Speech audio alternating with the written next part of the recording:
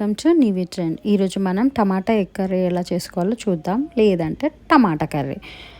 ఈ 2 నేమ్స్ ఎందుకు పెట్టానో లాస్ట్కి చూపిస్తాను వీడియోలో. ఫస్ట్ ఒక ప్యాన్ పెట్టేసుకొని అందులో ఒక 4 స్పూన్స్ ఆయిల్, ఒక 1/2 స్పూన్ జీలకర్ర వేసుకుందాము. జీలకర్ర వేగాక ఇప్పుడు ఒక 2 ఆనియన్స్ కట్ చేసుకొని వేసుకుందాము. దాని తర్వాత కొద్దిగా కల్యామాకు వేసుకొని ఒక 6 పచ్చిమిర్చి కట్ చేసుకొని వేసుకుందాము. ఇవన్నీ బాగా మిక్స్ చేసుకొని కొద్దిగా వేగాక అందులో అల్లం వెల్లుల్లి పేస్ట్, కొద్దిగా పసుపు వేసుకొని ఒకసారి మిక్స్ చేసుకుందాం. ఇప్పుడు ఒక 6 టమాటాలు తీసుకుంటున్నాను నేను. ఒక పెద్ద సైజు 6 టమాటాలు. మీకు కర్రీ క్వాంటిటీ ఎక్కువ కావాలంటే ఎక్కువ టమాటా తీసుకోండి. అది ఒక 5 మినిట్స్ పాటు ఉడికించుకుంటే ఇలా దగ్గరికి అయిపోతుంది హై ఫ్లేమ్లో పెట్టుకొని.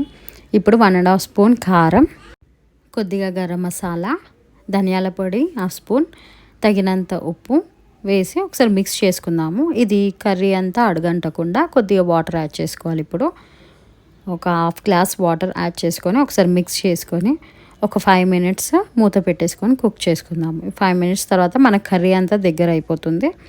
ఇప్పుడు అందులో కొద్దిగా కొత్తిమీర వేసుకుందాం.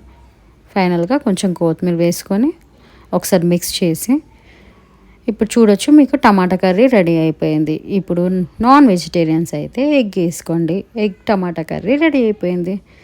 అంటే నేను సాటర్డేస్ తినను అనమాట నాన్ వెజ్. ఆ రోజు టమాటా కర్రీ నేను పక్కకు తీసేసుకొని తర్వాత ఎగ్స్ మిక్స్ చేస్తాను మా ఇంట్లో వాళ్ళకి, అందుకనే అలా చెప్పాను. Thanks for watching navy trend. Please subscribe.